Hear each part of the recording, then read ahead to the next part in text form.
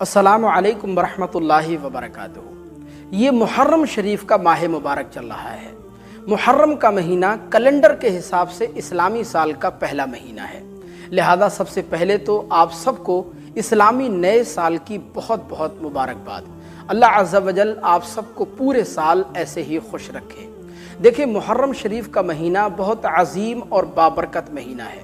کیونکہ ہمارے پیارے آقا حضور سرور کائنات سرکار دو عالم صلی اللہ علیہ وسلم نے اس ماہ مبارک کو اللہ کا مہینہ قرار دیا ہے۔ ویسے تو سارے مہینے سارے ہی دن اللہ کے ہیں، لیکن اللہ کی طرف نسبت کرنے کی وجہ سے اس ماہ مبارک کو ایک خاص اہمیت، فضیلت اور قدر و منزلت حاصل ہے۔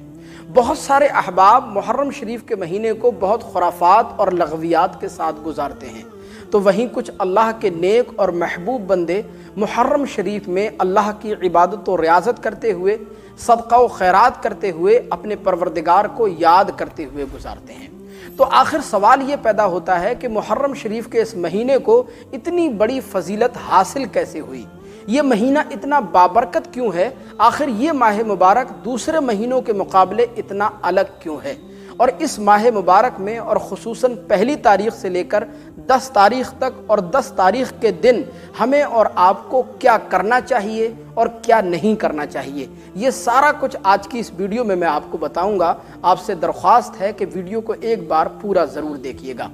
دیکھیں، محرم شریف کی 10 تاریخ کو عاشورہ کا دن کہا جاتا ہے، اور محرم شریف کے جو پورے مہینے کی جو فضیلت اور اس کی برکتیں آئی ہیں وہ اسی دن اور اسی تاریخ کی وجہ سے آئی ہیں، کیونکہ محرم شریف کی 10 تاریخ میں یعنی عاشورہ کے دن واقعہ کرب و بلا کے علاوہ اور بھی بہت سارے ایسے واقعات رونما ہوئے ہیں جو اللہ عز و جل کے قادر اور خالق و مالک ہونے کا اظہار کرتے ہیں۔ مثلا محرم شریف کی 10 تاریخ میں ہی یعنی عاشورہ کے دن اللہ تبارک و تعالیٰ نے زمین و آسمان بلکہ پوری کائنات کو پیدا فرمایا، اور اسی دن حضرت آدم علیہ الصلاۃ والتسلیم کو پیدا فرمایا گیا، اور اسی دن حضرت آدم علی نبینا علیہ الصلاۃ والتسلیم کی توبہ بھی قبول ہوئی، اور اسی دن حضرت آدم علیہ السلام کو تاج خلافت بھی پہنایا گیا، اور اسی دن حضرت ادریس علیہ الصلاۃ والتسلیم کو بلند مرتبے عطا فرمائے گئے، اور اسی دن حضرت نوح علیہ السلام کی کشتی خوفناک طوفان سے بچ کر جودی پہاڑی پر جا لگی، اور اسی دن حضرت ابراہیم خلیل اللہ علیہ الصلاۃ والتسلیم کو خلافت سے سرفراز فرما کر آگ کو ان پر گل گلزار بنا دیا گیا، اور اسی دن حضرت اسماعیل ذبیح اللہ علیہ الصلاۃ والتسلیم کی پیدائش مبارکہ بھی ہوئی، اور اسی دن حضرت یوسف علیہ الصلاۃ والتسلیم یعنی محرم کی 10 تاریخ میں عاشورہ کے دن حضرت یوسف علیہ السلام اپنے والد محترم حضرت یعقوب علیہ السلام سے ایک لمبی جدائی کے بعد ملے۔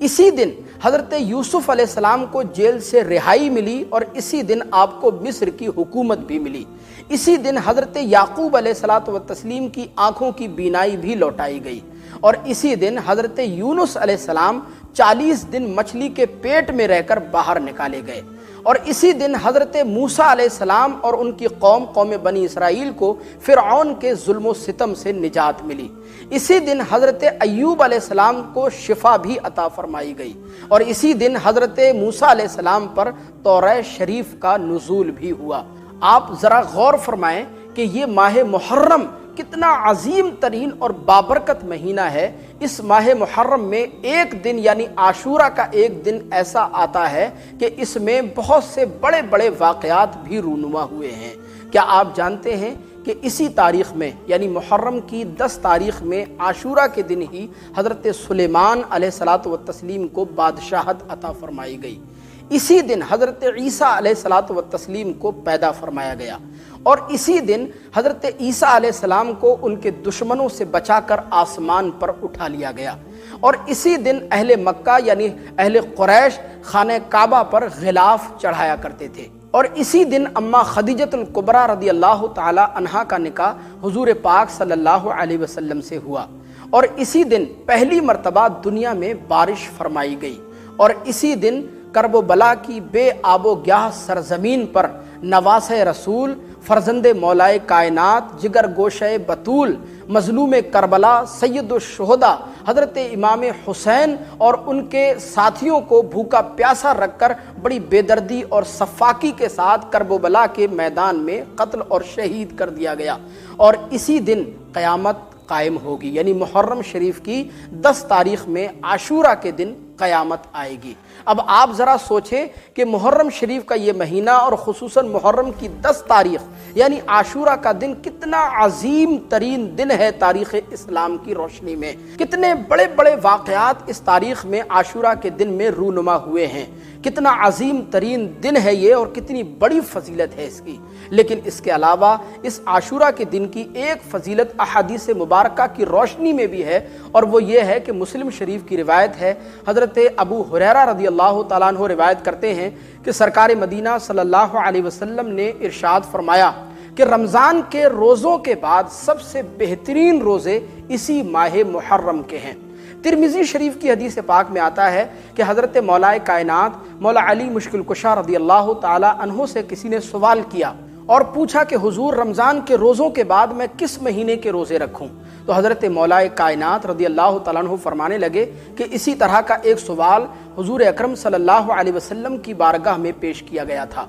और उस वक्त मैं सरकार की बारगाह में मौजूद था। तो हुजूर ने इरशाद फरमाया कि अगर तुम्हें रोज़े रखना ही है तो रमज़ान के रोज़ों के बाद तुम मुहर्रम के रोज़े रखो, क्योंकि मुहर्रम का महीना अल्लाह की ख़ास रहमत का महीना है। और मुहर्रम के महीने में एक दिन ऐसा दिन है कि जिसमें अल्लाह तबारक व तआला ने एक कौम की तौबा कबूल फरमाई है और आइंदा भी एक कौम की तौबा कबूल फरमाएगा। मगर इसमें एक बात ख़ास तौर पर ध्यान रखें, बहुत से अहबाब तो पहली तारीख से लेकर 10 तारीख तक रोज़ा रखते हैं, उनके लिए बहुत बड़ी मुबारकबाद है, बहुत बड़ी मुबारकबादी के काबिल हैं, बहुत बड़ी सआदत मंदी है, बहुत बड़े अजर व सवाब का बायस है ये। लेकिन अगर कोई शख्स पहली तारीख से लेकर 10 तारीख तक रोज़ा ना रख सके तो वो 10 तारीख का रोज़ा रख ले, लेकिन 10 तारीख का सिंगल रोज़ा ना रखा जाए, ये अच्छी तरह याद रखें, बल्कि उसके साथ एक रोज़ा और मिला लिया जाए। या तो 9 तारीख का और 10 तारीख का रोज़ा रख लें या फिर 10 और 11 का रोज़ा रख लें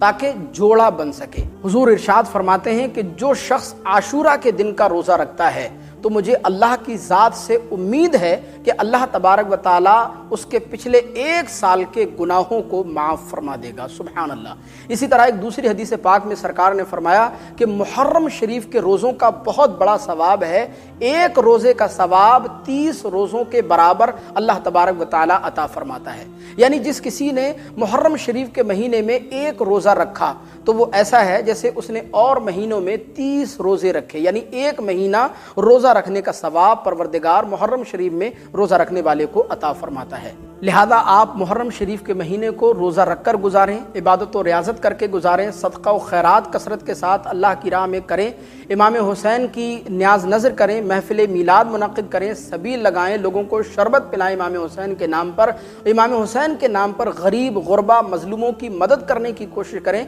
लेकिन आम तौर पर जो आज हमारे मुआशरे में इमाम हुसैन के नाम पर, मुहर्रम शरीफ के नाम पर जो खुराफात और रग़वियात और फजूलियात हो रही हैं, ताज़ियादारी, ढोल तमाशे बाजे और इसके अलावा जितनी भी खुराफात जो आप देख रहे हैं, इनका मज़हब इस्लाम से दूर दूर तक कोई लेना देना नहीं है। ऐसे लोग इमाम हुसैन के आशिक नहीं हैं, बल्कि ऐसे लोग इमाम हुसैन की माज़ल्लाह बेहुरमती करने वाले हैं, माह मुहर्रम के इस माह मुक़द्दस की बेहुरमती करने वाले हैं। क्योंकि आला हज़रत इमाम अहमद रज़ा ख़ान अलैहिर्रहमा फ़तावा रज़विया जिल्द 24 सफ़ा नंबर 103 और सफ़ा नंबर 108 पर तहरीर फरमाते हैं कि ताज़िया ममनूअ नाजायज़ है और शरीयत में इसकी कुछ असल नहीं है, और फरमाते हैं कि ताज़िये का बनाना गुनाह और मासियत है, इसके लिए चंदा लेना और देना दोनों हराम है, यानी ताज़िये के लिए चंदा लेने वाला और देने वाला दोनों गुनाहगार हैं। और इतना ही नहीं, फ़तावा रज़विया जिल्द 24 सफ़ा नंबर 18 पर तहरीर फरमाया कि ताज़िया देखना भी जायज़ नहीं, और जिल्द 24 सफ़ा नंबर 104 पर लिखा कि आलम, ताज़िया, मेहंदी, मन्नत मानना, गश्त करना, चढ़ावा चढ़ाना, ढोल ताशे, मातम करना, मुजरे करना, मरसिए करना, मसनूई करबला को जाना, औरतों को ताज़िया देखने के लिए निकलना, ये सब बातें हराम व गुनाह और नाजायज़ व मना हैं।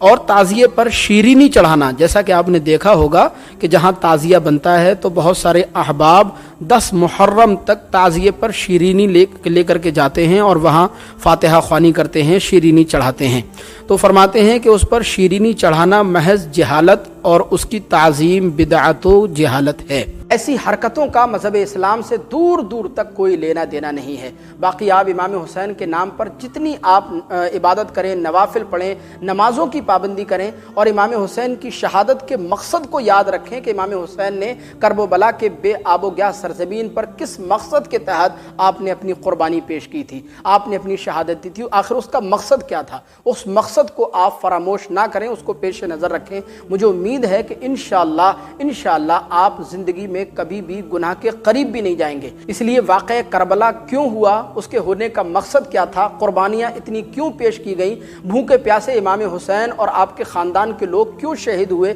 इस पर गौर करना और इसकी गहराई में उतरना बहुत ज़्यादा ज़रूरी है। अल्लाह तबारक व तआला हम सब को इमाम हुसैन की सच्ची मोहब्बत नसीब फरमाए और आपकी सीरत तैयबा पर चलने की परवरदिगार तौफीक़ रफ़ीक़ अता फरमाए। अस्सलामु अलैकुम व रहमतुल्लाहि व बरकातुहू।